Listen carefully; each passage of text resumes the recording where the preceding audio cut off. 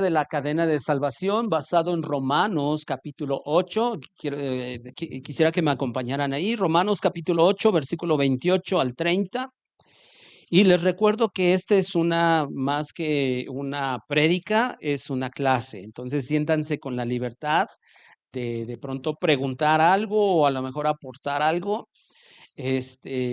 Porque me interesa mucho este tipo de temas, que los aprendamos, que podamos realmente nosotros cimentarnos en la palabra de Dios, en lo que creemos, porque acuérdense que el tema general estamos viendo en qué creemos, qué es lo que creemos, ¿ok?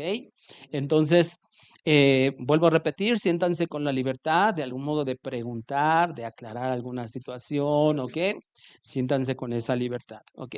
Romanos capítulo 8, versículos 28 al 30. ¿Quién con voz fuerte lo puede leer en voz alta, por favor? Que aman a Dios, cuantos les ayudan al bien. Esto es lo que conforme a su propósito son llamados, porque a los que antes conoció también los predestinó para que fuesen hechos conforme a la imagen de su Hijo, para que Él sea el primogénito entre muchos hermanos. Y a los que predestinó, a estos también llamó, y a los que llamó, a estos también justificó, y a los que justificó, a estos también glorificó. Amén. Bueno, pues hemos hablado acerca del llamado de Dios. ¿Se acuerdan que es un llamado irresistible, es un llamado eficaz? Es como, y recordamos tan solo cuando Jesús llamó, por ejemplo, a Mateo. ¿Se acuerdan que estaban sentados en el banco de los tributos y le dijo, ven, sígueme? Y dice la Biblia que al instante le siguió. Los pescadores también, Pedro y su hermano, Juan y su hermano, Juan y Jacobo y Pedro y Andrés, cuando Jesús los llama, inmediatamente dice la Biblia, al instante, dejando todo, le siguieron. Entonces, cuando el Señor llama, es un llamado irresistible. ¿Por qué es un llamado irresistible? Porque ya los conoció. ¿Cuándo los conoció? Desde antes de la fundación del mundo. Ajá. Desde antes de la fundación del mundo. ¿Se acuerdan que, por ejemplo, en Mateo 7, cuando Jesús está diciéndole a la gente, dice, no todo el que me dice Señor, Señor, entrará en el reino de los cielos, sino aquel que hace la voluntad de mi Padre? Y dice enseguida que muchos me dirán en aquel día, en tu nombre echamos fuera demonios, en tu nombre hicimos esto, hicimos aquello. ¿Y qué es lo que dice? Mas yo les diré, nunca los conocí, nunca. No es que fueron conocidos un tiempo, sino nunca fueron conocidos por el Señor. Y entonces a esos que llamó es porque los conoció. ¿Y por qué los conoció? Porque ya los había predestinado. Ajá. Ya les había fijado un destino. Y el destino final de ellos es ser conforme a Jesucristo. Entonces, hermano, usted y yo, nuestra meta es llegar a ser como Cristo. No que seamos Cristos, sino llegar a ser semejantes a Cristo en su carácter, en todo lo que Él representa, y por eso es por lo que nosotros estamos día tras día permitiendo que el Espíritu Santo esté obrando en nuestros corazones. Amén. No somos perfectos, por supuesto que no. Es más, si nosotros por llamarlo de algún modo, si nosotros nos pudiéramos poner un título en reconstrucción, ¿verdad? Porque todos los días el Señor está tratando con nosotros. Ajá. Entonces, pero el siguiente que dice, después de que predestinó, llamó, y a estos también justificó. Y quiero hablar en esta noche precisamente de ese término justificar. Ajá. Justificar, hablemos de la justificación. Quiero decirles que la doctrina, o sea, este tema de la justificación es la más distintiva de la fe cristiana evangélica. O sea, ¿a qué me refiero la más distintiva? De que algunos, por ejemplo, aunque se hacen llamar cristianos, no tienen o no entienden de la manera correcta esta doctrina de la justificación. ¿A qué me refiero? Por ejemplo, Los católicos, ellos, creo yo que todos sabemos que ellos están catalogados o clasificados dentro del grupo de cristianos. ¿Por qué? Porque siguen las enseñanzas de Cristo.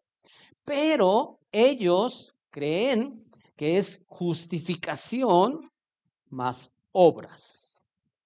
O sea, la salvación la adquieren, entendiendo ellos, justificación más obras. El cristianismo evangélico entendemos diferente. ¿Por qué? Porque simple y sencillamente es justificados. Y ahorita lo voy a desarrollar. ¿Por qué es esa diferencia? De hecho, eso fue lo que de algún modo dio paso en el siglo XVI a la reforma conocida como la reforma protestante. ¿Por qué?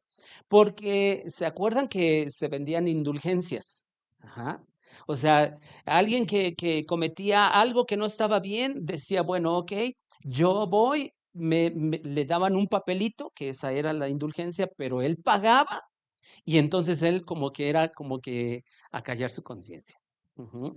Entonces, ellos de algún modo entendían, bueno, ok, necesitas hacer obras buenas como para que tengas tú una conciencia tranquila, como para que estés en paz con Dios. Ujú. Pero la Biblia enseña otra cosa. Por eso esta doctrina de la justificación es un sello particular del cristianismo evangélico.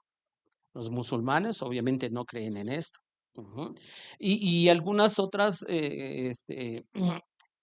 por llamarlo así, tradiciones o religiones, los testigos de Jehová obviamente tampoco aceptan este tipo de doctrina, pero podríamos decir que la justificación es el corazón del evangelio. Es el corazón del evangelio. Y ahorita verán por qué. ¿Alguien de aquí se imagina o sabe qué quiere decir la palabra justificar?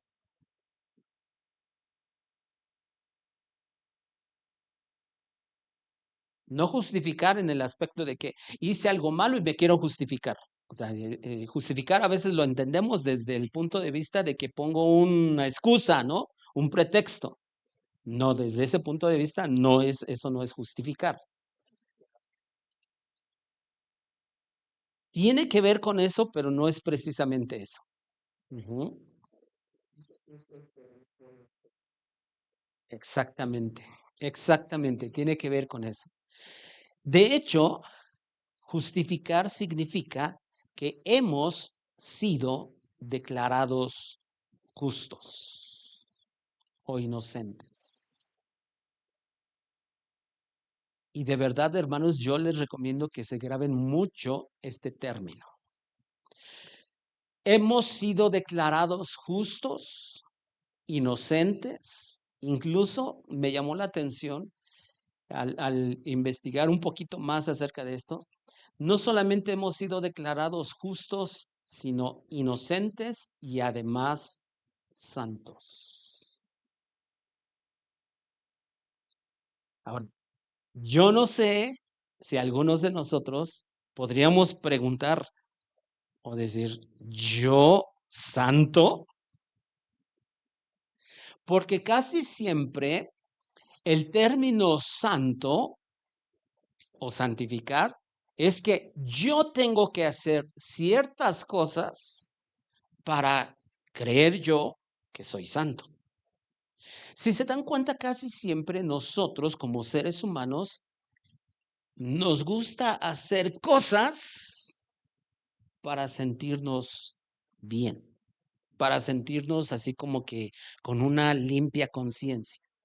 Sin embargo, este término justificar es de que hemos sido declarados justos o inocentes, pero no por mérito propio, como decía Julio, sino porque alguien nos declaró justos.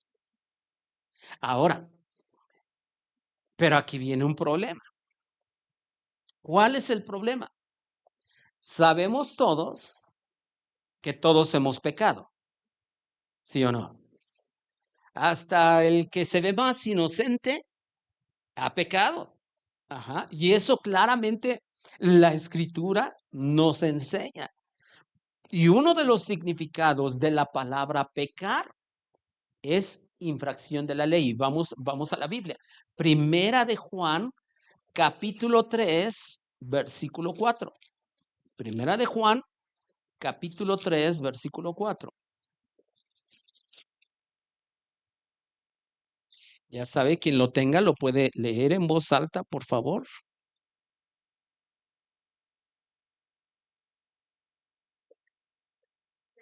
El pecado es que infracción de la ley. ¿De cuál ley? De la ley de Dios. De la ley de Dios. Cuando alguien peca, está violando la ley de Dios, está transgrediendo la ley de Dios.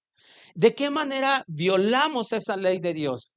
Bueno, cuando nosotros mentimos, cuando en nuestro corazón es un corazón orgulloso, cuando nosotros, o sea, no amamos al prójimo, estamos violando la ley de Dios. Ahora, obviamente nos tardaríamos aquí muchísimo tiempo enumerando cada uno de los pecados que hay, pero todos, la Biblia dice que todos hemos violado la ley de Dios.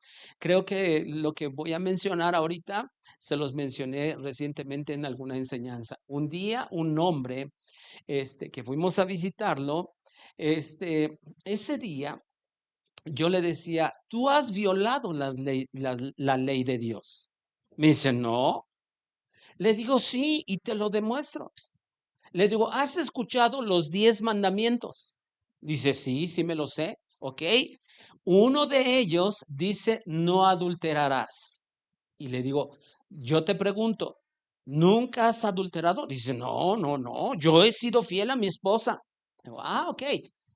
Pero depende qué entiendas por adulterio. Le digo, porque Éxodo capítulo 20 dice, no adulterarás.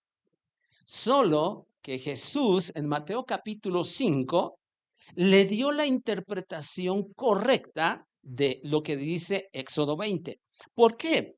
Porque le digo, dijo Jesús que si tú ves a una mujer y la codicias en tu corazón, ya has adulterado con ella.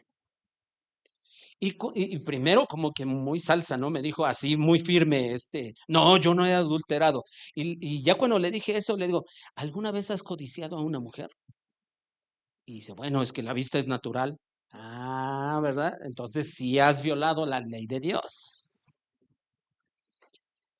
En ese aspecto, y bueno, obviamente Jesús da una interpretación correcta de la ley de Dios en Mateo 5, donde está el Sermón del Monte, porque recuerdan que también en los 10 mandamientos dice, no matarás. ¿Se acuerdan? No matarás. Pero Jesús, ¿qué fue lo que dijo? Pero aquel que aborrece a su hermano se ha convertido en un homicida.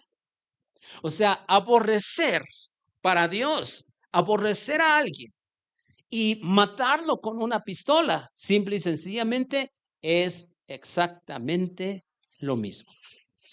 Y entonces, claramente la escritura nos enseña algo, que todos hemos violado la ley de Dios. Todos hemos violado la ley de Dios. Ahora, ¿quieren que lo veamos en otros versículos? Primer libro de Reyes, capítulo 8, versículo 46. Primer libro de Reyes, capítulo 8, versículo 46. Primer libro de Reyes, capítulo 8, versículo 46. Quien lo tenga lo puede leer en voz alta, por favor. 8:46. No hay hombre que no peque, y estuvieres airado contra ellos, y los entregases delante del enemigo para que los, los cautive y lleve a tierra enemiga, sea lejos o cerca. Si vieron esa parte, porque no hay hombre que no peque. No hay hombre. Y las mujeres dirán, qué bueno, sí, yo conozco a esos hombres. No, también ahí las incluyen a ustedes, hermanitas. También a ustedes. ¿Por qué? Porque no hay ser humano que no peque. Alguien dirá, no, no, no, no. Eclesiastés capítulo 7, versículo 20. Y hermanos, yo creo que esto queda claro, pero esto quita toda nuestra jactancia de nuestro corazón. ¿Por qué?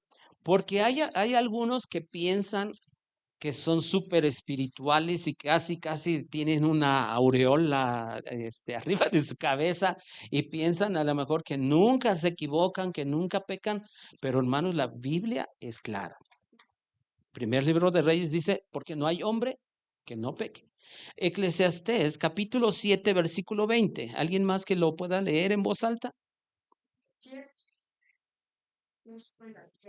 Que haga el bien, nunca peque. Y que nunca peque. No hay ningún justo. No hay hombres que nunca pequen. Vuelvo a repetir, por más cara de inocentes que pongan. Ajá. Por más caras de Juan Diego que se vean. O sea, no.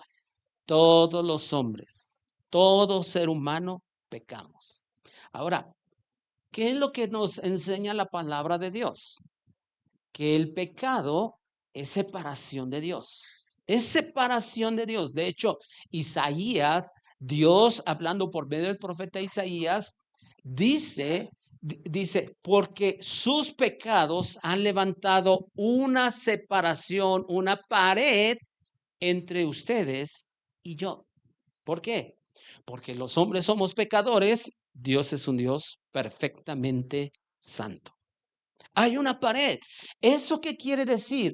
Que como todos somos pecadores, como todos hemos violado las leyes de Dios, esto implica que estábamos separados de Dios.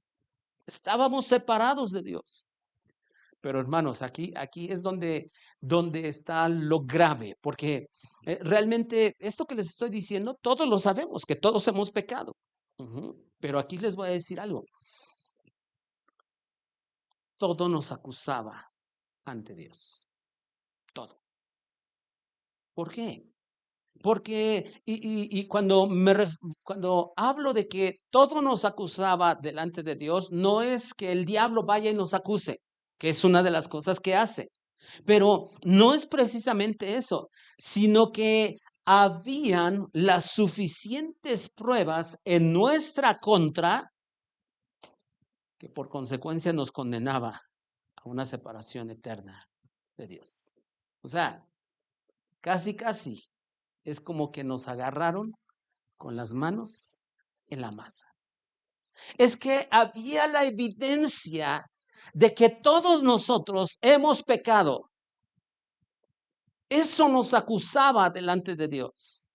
Y entonces, eso hacía que sobre nuestra cabeza hubiera una condena de muerte eterna. ¿Por qué? Porque somos pecadores, porque hemos violado las leyes de Dios, porque el fruto natural de alguien que es pecador es que esté pecando. Y había una evidencia de que habíamos pecado. Ahora, aquí cabe aclarar de que no es de que le llevaron el chisme a Dios. No, es que se acuerdan que hay un atributo de Dios que Él es omnisciente y omnipresente. Omnipresente es que en todos lados está presente. En todos lados Él está presente. ¿Estará presente en las cantinas? Sí. ¿Estará presente en los lugares que nosotros pensáramos más bajos, más viles? Sí. Tal vez no se le reconozca como Él es, pero Él está ahí. Y cuando decimos que Él es omnisciente, es que todo lo sabe, todo lo conoce. Por lo tanto, no hubo necesidad de que le fueran con el chisme a Dios y le dijeran y todavía le aumentaran. No, sino que Cuando tú y yo pecábamos o pecamos, Él vio y oyó todo. Todo. Y también, como otro atributo que hemos escuchado, que Dios es justo, teníamos que recibir un castigo. Un castigo. ¿Por qué? Porque la misma Biblia dice que nunca tomará por inocente al que es culpable. Vamos a Números, capítulo 14, versículo 18. Nunca toma Dios por inocente al que es culpable. Números 14, 18.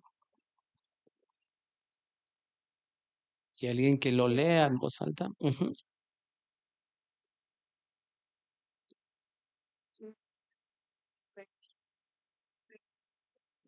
Tendrá por inocente al culpable, que incita la maldad de los padres sobre los hijos hasta la tercera y hasta los cuartos. Gracias. ¿Qué dice? Nunca tomará por inocente al que es culpable. ¿Por qué? Porque Él es un juez justo. Y Dios había establecido, y ha establecido, que la paga del pecado es ¿qué? Muerte. Separación. Separación eterna. Entonces, Dios, que es omnipresente y omnisciente, Él vio todo, Él oyó todo, a Él no le tienen que informar, Él lo sabe todo, Él discierne las intenciones de nuestro corazón, pero además, como Él es justo, Él dice, bueno, yo quisiera, porque mi amor no me va a llevar a declararte simplemente inocente cuando eres culpable, porque eso es parte de mi justicia. Ajá. Lo justo es, y dentro de las leyes de Dios, es que tenía que pagarse la deuda por el pecado. Ahora, no había manera, hermanos, de librarnos de ese justo castigo. Todos merecíamos un justo castigo por nuestras acciones. Y alguien podría decir, bueno, ¿y si le diera de comer a los pobres? No. Bueno, y si diera como Pablo plantea de pronto en primera a los Corintios 13, dice, y si quemara yo aún mi cuerpo y lo entregara en sacrificio, no. Y si me gano la lotería y diera yo una super ofrenda para el terreno de la iglesia bíblica de Tlalmanalco, no, tampoco. Bueno, si se gana la lotería, hermano, de tomos de, ¿verdad? Pero no con eso se va a ganar el cielo. O sea, no, eso lo entendemos, pero miren, es que la Biblia dice en Isaías que nuestras mejores obras son como trapos de inmundicia. Trapos de inmundicia.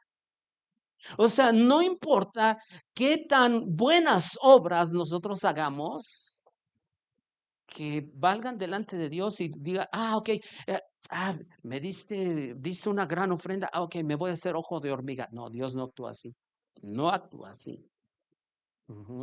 Entonces, ¿cómo le puedo hacer? Y bueno, y esa es una mentalidad muy arraigada en los seres humanos. Tengo que hacer algo para ganarme el favor de Dios.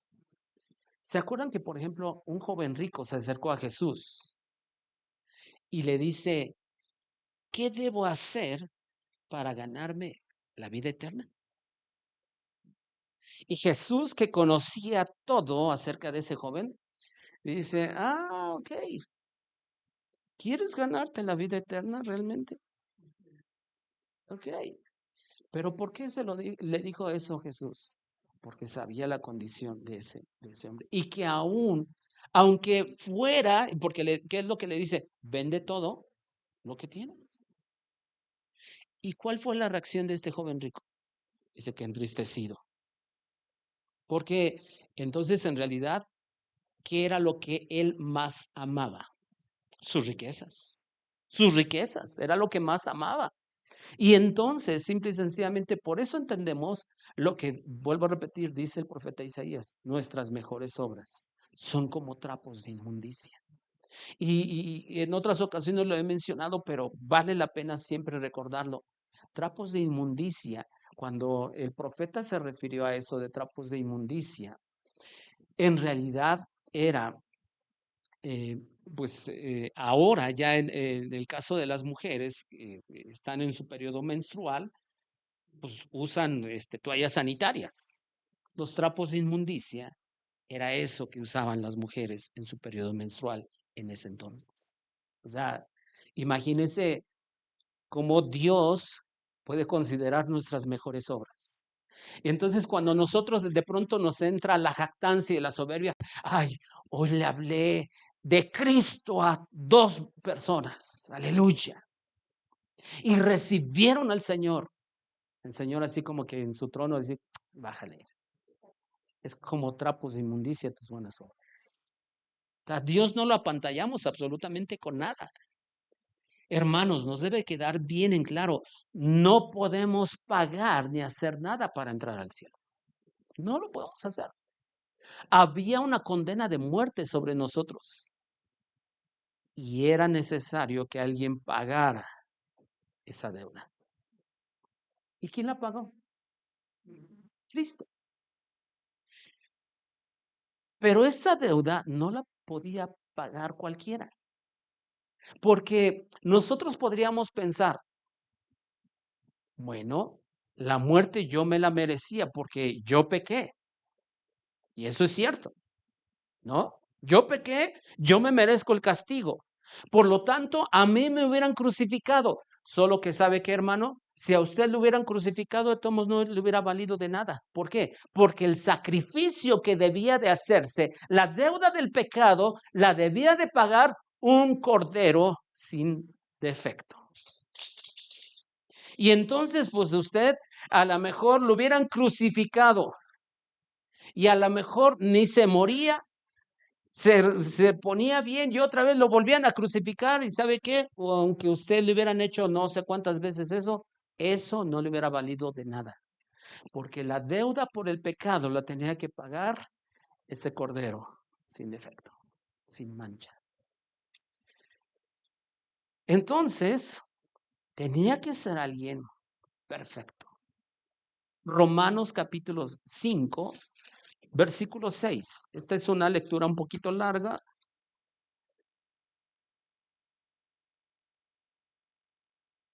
Yo la quiero hacer. Romanos capítulo 5, versículos 6 al 19. Y le invito a que pongamos toda nuestra atención a esta lectura. Y la vamos a leer y luego voy a ir considerando solo algunas cosas de este pasaje. ¿Lo tienen? Dice, porque Cristo, cuando aún éramos débiles, a su tiempo murió ¿por quién? Por los impíos. Ciertamente apenas morirá alguno por un justo, con todo pudiera ser que alguno osara morir por el bueno. Mas Dios muestra su amor para con nosotros en que siendo aún pecadores, Cristo murió por nosotros. Pues mucho más, estando ya justificados en su sangre, por él seremos salvos de la ira. Porque si siendo enemigos fuimos reconciliados con Dios por la muerte de su Hijo, mucho más estando reconciliados seremos salvos por su vida. Perdón. Y no solo esto, sino que también nos gloriamos en Dios por el Señor nuestro Jesucristo, por quien hemos recibido ahora la reconciliación. Y ojo con esa palabra reconciliación. Por tanto, como el pecado entró en el mundo por un hombre y por el pecado la muerte, así la muerte pasó a todos los hombres por cuanto todos pecaron. Es lo que estamos hablando, ¿sí o no? Versículo 13, pues antes de la ley había pecado en el mundo, pero donde no hay ley no se inculpa de pecado. No obstante, reinó la muerte desde Adán hasta Moisés, aún en los que no pecaron de la manera de la transgresión de Adán, el cual es figura del que había de venir. Pero el don no fue como la transgresión, porque si por la transgresión de aquel uno murieron los muchos, abundaron mucho más los muchos, para los muchos, la gracia y el don de Dios por la gracia de un hombre, Jesucristo. Y con el don no sucede como en el caso de aquel uno que pecó, porque ciertamente el juicio vino a causa de un solo pecado para condenación, pero el don vino a causa de muchas transgresiones para justificación. Pues si por la transgresión de uno solo reinó la muerte, mucho más reinará en vida por uno solo, Jesucristo, los que reciben la abundancia de la gracia y del don de la justicia. Así que, como por la transgresión de uno vino la condenación a todos los hombres, de la misma manera por la justicia de uno vino a todos los hombres la justificación de vida. Porque así como por la desobediencia de un hombre los muchos fueron constituidos pecadores, así también por la obediencia de uno los muchos serán constituidos justos. Pero si usted puso atención y vea el versículo 6, porque dice que cuando nosotros éramos, ¿qué? Débiles. Y esa palabra débil en el idioma original, entre otros significados, es de que sin fuerzas, es alguien, y entendemos, ¿no? Cuando tú estás débil, estás sin fuerzas, pero también quiere decir enfermo y también quiere decir, bueno, enfermo y sin fuerzas. Cuando éramos débiles, cuando ya no teníamos fuerzas, ¿por qué? Porque el pecado te va acabando. El pecado te va quitando el ánimo. El pecado te va enfermando del alma, del espíritu. Y luego enseguida dice ese versículo 6 que en su tiempo Cristo murió por los impíos. Esa palabra impío quiere decir irreverentes. Y muchos de nosotros éramos irreverentes. Ahora, a veces pensamos que irreverente solamente tiene que ver con que cuando nos reunimos en la casa de Dios o cuando nos reunimos como iglesia, es que si hacemos esto, aquello, esa es una irreverencia. Es parte de la irreverencia, pero irreverente tiene que ver con que yo en realidad viva mi vida como a mí me plazca. ¿Por qué? Porque no tomo en cuenta a Dios, porque no tengo respeto por Dios, no tengo temor de Dios. Ese es alguien irreverente. También esa palabra impío quiere decir malvado, malvado. Y hermanos, yo creo que todos tenemos que reconocer que hemos sido malvados. Pero hay una buena noticia, porque por los malvados murió Cristo. Murió Cristo. Amén. Entonces yo puedo decir, sí, reconozco que soy malvado, pero gracias Cristo porque moriste por mí, porque diste tu vida por mí. Luego el versículo 8 dice, y este versículo, híjole, de verdad, y antenoche que estaba yo leyendo todo esto y estaba preparando, créanme que estaba yo llorando, y porque este versículo en realidad me cayó tanto de peso. Dice, mas Dios muestra su amor para con nosotros. Pero lo que sigue, en que siendo que aún pecadores. O sea, a pesar de ser pecadores, Cristo murió por nosotros. ¿Usted entiende eso? Por eso Pablo dice, pues si acaso alguien morirá por un justo, pero Cristo murió, no por un justo, murió por todos los impíos, por todos los malvados. Es que ese es amor incondicional, hermanos. Un amor que tú y yo no podemos entender, en que siendo aún pecadores, Cristo murió por nosotros. Cristo murió por todos aquellos que habíamos violado las leyes de Dios. Y fue tratado de la manera más injusta y más cruel, siendo que Él nunca violó la ley de Dios. Constantemente ustedes creo que han escuchado una frase que yo de pronto menciono. El justo murió por los injustos. El santo y perfecto murió por todos los pecadores. Y fue tratado de la manera más vil, no cometiendo ningún pecado. Ese es amor. Versículo 9. Pues mucho más, estando ya justificados en su sangre, por él seremos salvos de la ira. Y esto nos enfoca en qué, hermanos, en el sacrificio de Cristo. Justificados en su sangre. ¿Somos qué? Justificados. Declarados inocentes. Pero a ver, Pablo, ¿cómo que declarados inocentes si éramos malvados, si éramos impíos? Si éramos pecadores, por eso Cristo murió por nosotros. ¿Cómo es de que de pronto, por ese sacrificio, hemos sido declarados inocentes, siendo que todo nos culpaba, todo nos condenaba? Habían las suficientes pruebas. Es como si nosotros nos quisiéramos presentar ante el trono de Dios y que Dios ejecutara un juicio y que Él tuviera todas las pruebas. Mira, Julio, si yo actúo en mi justicia, tú te tendrías que ir separado una eternidad de mí. Pero tengo una buena noticia. Tú eres declarado justo, inocente. Y a lo mejor, Julio, pero hay todas las pruebas porque tú tienes todas las pruebas, pero mi amor es más grande. Por eso eres declarado justo, inocente, sin culpa.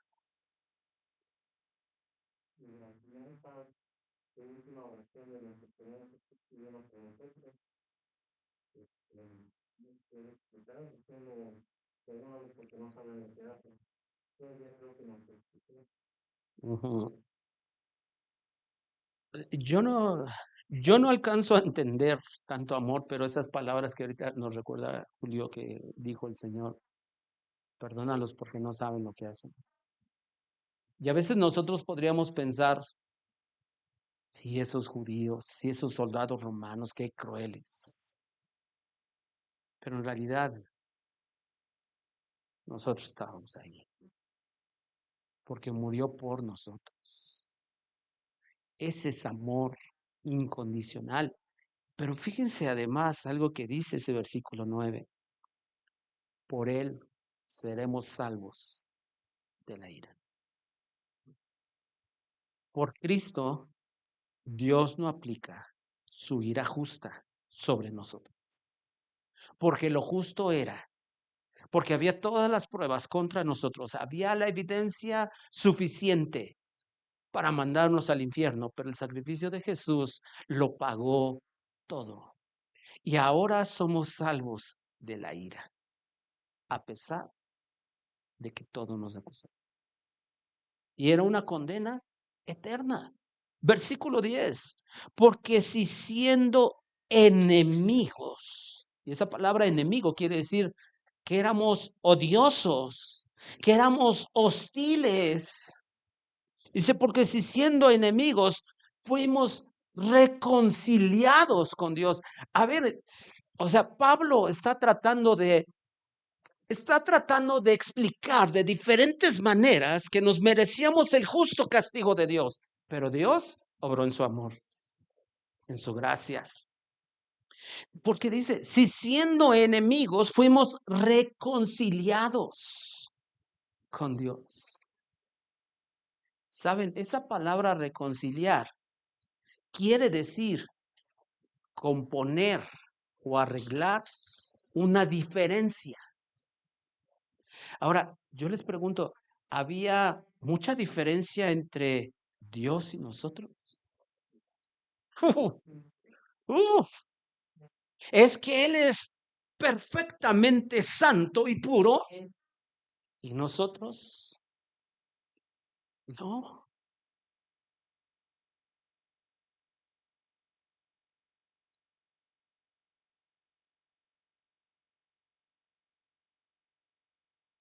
si siendo enemigos,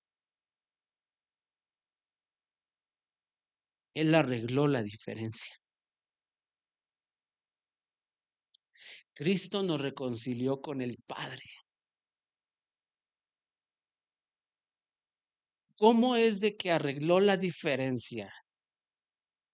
De tal manera que su sacrificio en la cruz pudo o hizo posible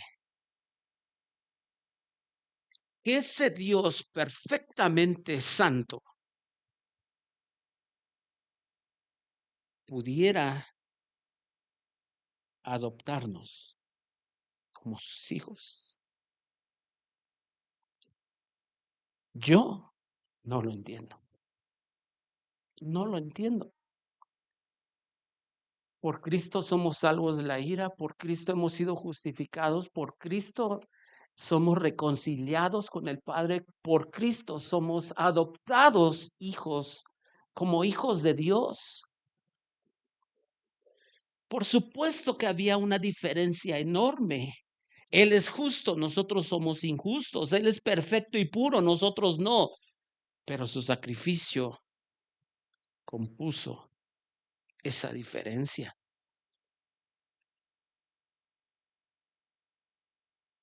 Qué increíble, versículo 11. Y no solo esto, sino que también nos gloriamos en Dios por el Señor nuestro Jesucristo, por quien hemos recibido ahora la reconciliación. La reconciliación. Ay, ay, ay. Esa palabra específicamente en este versículo, reconciliación, quiere decir que nos restauró el favor divino. Restauró el favor divino. Pero a ver, ¿cómo que restauró el favor divino siendo que nosotros éramos enemigos?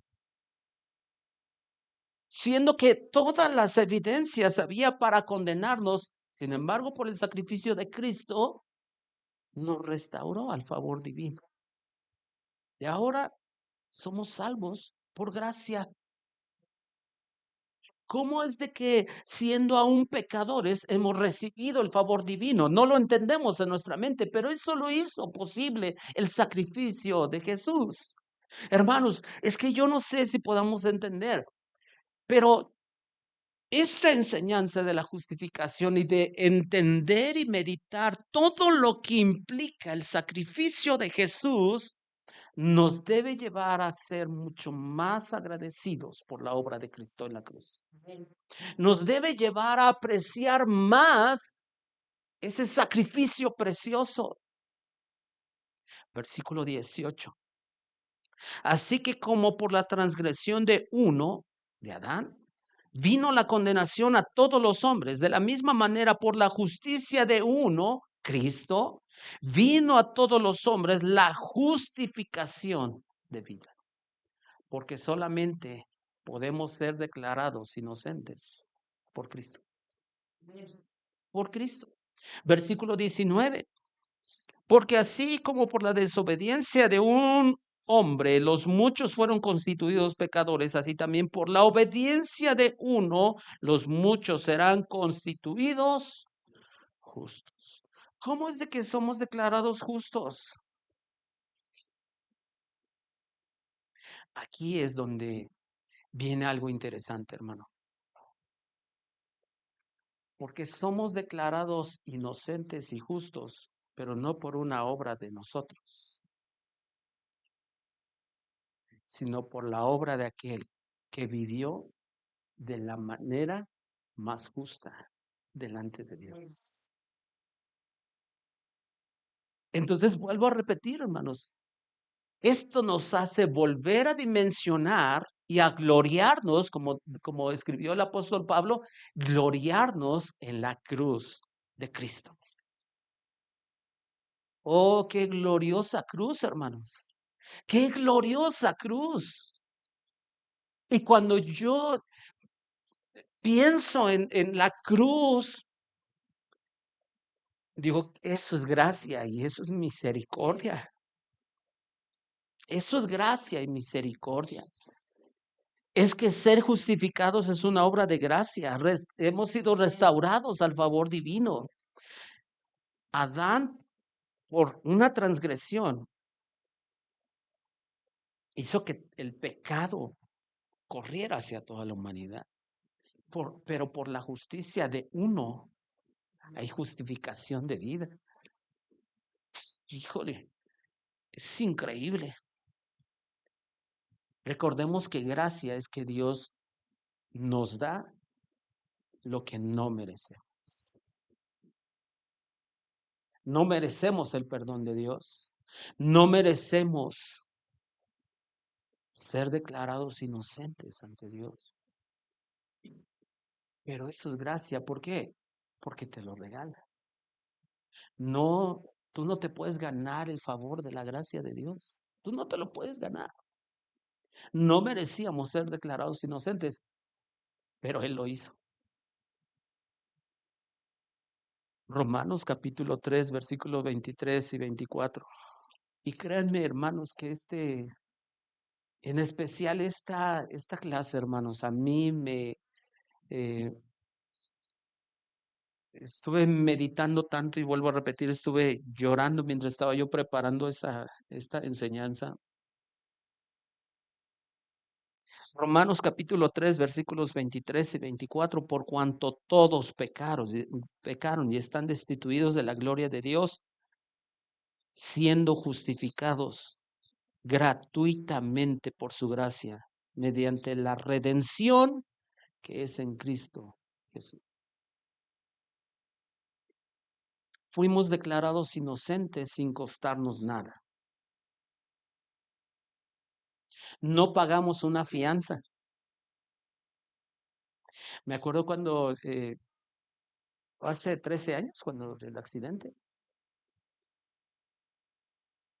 12 o 13 años, no recuerdo. Pero yo recuerdo que estaba yo ahí detenido en aquella ocasión y, y pues en mi cabeza había un montón de cosas ahí rodeando y, y de pronto mm, ya hasta que finalmente pues me soltaron, ¿no? De ese lugar y pues obviamente que se tuvo que pagar una fianza para que yo saliera libre. Pero ¿saben qué? Aquí ninguno de nosotros pagó una fianza para ser declarados libres. El precio fue pagado en la cruz del Calvario. No fue necesario dar una mochada a alguien para que nosotros pudiéramos entrar al cielo. Es que la sangre de Cristo la que nos hizo salvos de la ira. Fue Jesús quien pagó ese precio en la cruz. Por eso es por lo que dice ese versículo 24, siendo justificados gratuitamente por su gracia mediante la redención. Y ese término redención es que hemos sido liberados porque alguien pagó un rescate. ¿Y quién pagó ese rescate? Cristo. O sea, si se dan cuenta, todo tiene que ver con Cristo. Él murió por nosotros. Él nos declaró inocentes, aunque todo nos acusaba, todo nos condenaba. Por eso es por lo que tiene más sentido otra de las frases que dijo Jesús estando ahí en la cruz. Consumado es. En otras palabras, la deuda fue pagada. Es como si dijera Jesús, Mariel, tu deuda fue pagada. Anita, tu deuda fue pagada.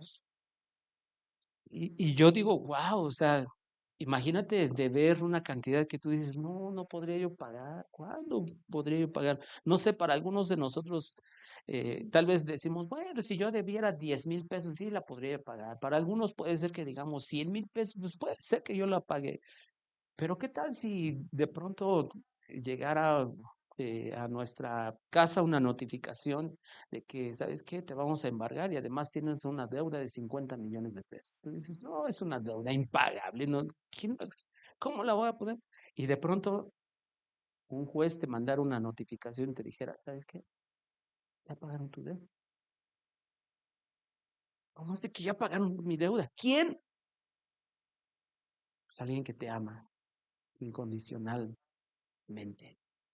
Hijo. Por eso Jesús dijo, consumado es. El precio fue pagado. La deuda por el pecado fue pagada. Entonces, si por el sacrificio de Jesús somos justificados, o sea, declarados inocentes, justos y santos, podríamos nosotros de pronto malentender y decir, bueno, si Cristo entonces dijo eso, quiere decir entonces que toda la humanidad se va a salvar y es justificada.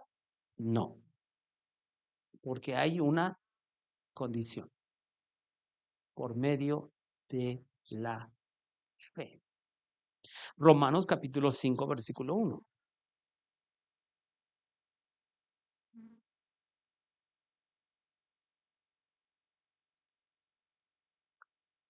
¿Quién lo puede leer en voz alta, por favor?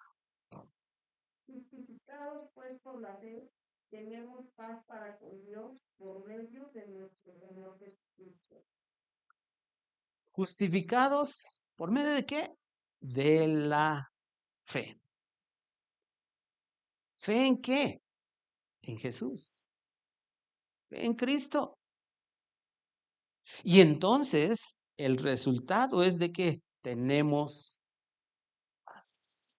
Por eso, si siendo aún enemigos, ahora nos reconcilió, arregló esa diferencia que había, esa gran diferencia. Y entonces ahora tenemos paz para con Dios. Y entonces ahora yo puedo doblar mis rodillas y dirigirme al Padre, acercarme, como dice Hebreos capítulo 4, de que nos podemos acercar confiadamente ante el trono de la gracia.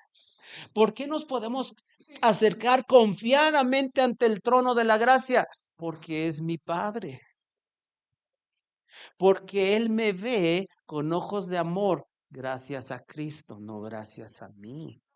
Él me ama por Cristo, porque Cristo pagó mi deuda.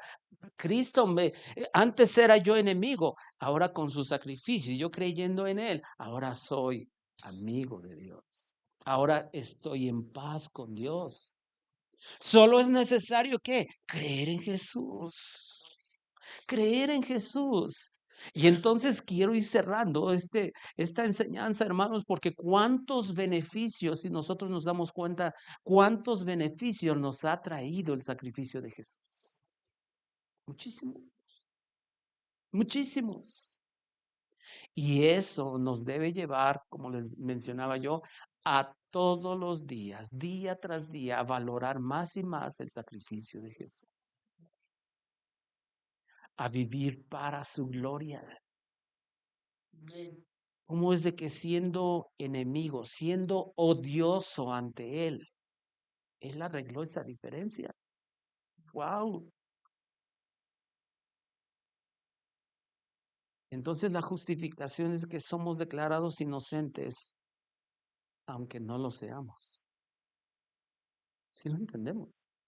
Porque la palabra justificación es un término legal, sin que necesariamente haya habido un cambio en nosotros. Por eso la Biblia dice, si siendo aún pecadores, Dios muestra su amor en que siendo aún pecadores, Cristo murió. Si siendo enemigos, fuimos reconciliados. Entonces no es porque yo cambié y ahora soy justificado, no, es un término legal que Dios te ve y lo único que tú vas a hacer es creer en Jesús. Es que eso es gracia. Hoy yo les puedo decir, hermanos, de verdad, hoy entiendo un poquito mejor lo que es gracia de Dios. ¿Sí? Gracia. Yo quiero que oremos, hermano. Y de verdad que agradezcamos al Señor el sacrificio de Jesús. Que disfrutemos, hermanos, porque antes éramos enemigos, pero ahora tenemos paz para con ellos. Amén. Padre, ay Señor,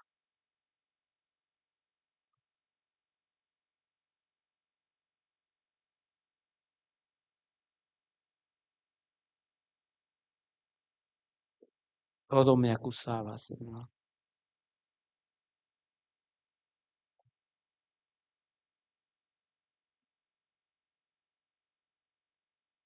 Había la suficiente evidencia. No había necesidad que alguien te informara de lo que yo había cometido aún en lo secreto.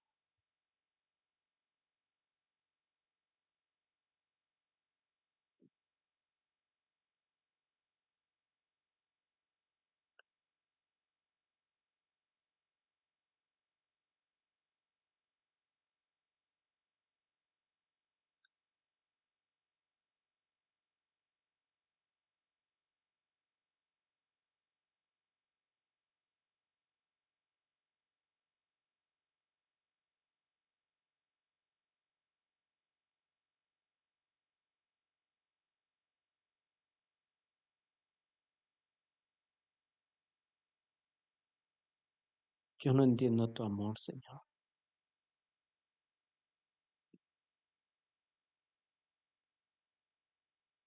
¿Cómo es de que aún siendo pecador, Cristo murió por mí? Si yo era tu enemigo, si yo había violado tus leyes,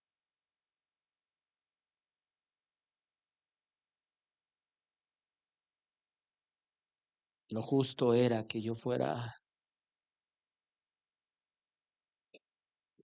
a dar a ese lugar de tormento. Eso era lo justo.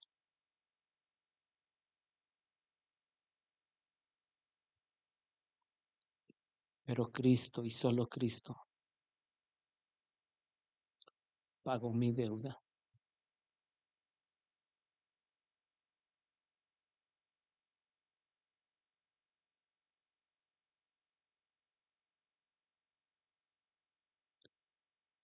Y ahora soy salvo de la ira de Dios. Ahora estoy en paz con Dios. Cristo arregló esa diferencia.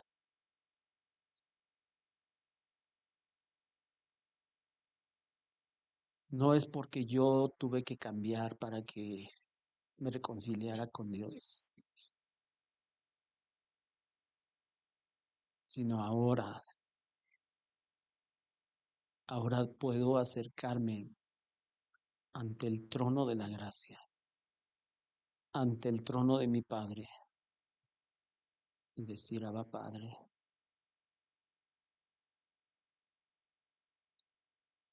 he sido declarado inocente solo por ese sacrificio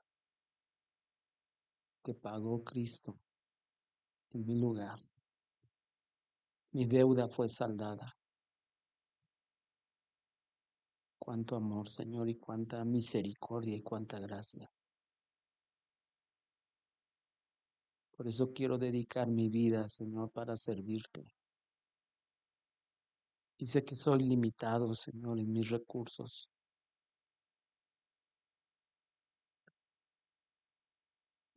Y como el otro día, Señor, escuchaba ese canto, Señor, que hace mucho tiempo cantábamos. Toma mi vida.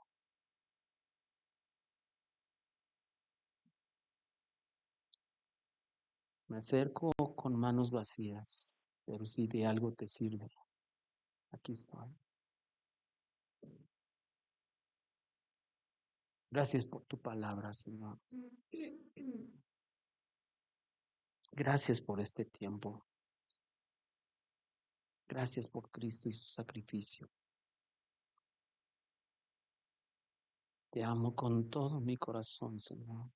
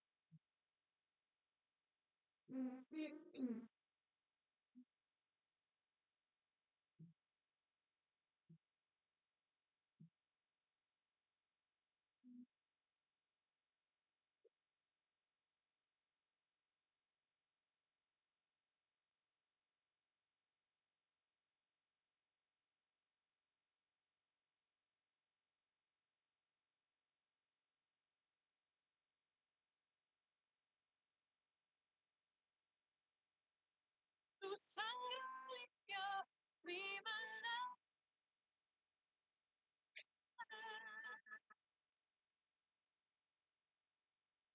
Dios, nuestro amor para mí, el que envió a su hijo a morir. La ira de Dios propició, tomando lugar, tomando lugar.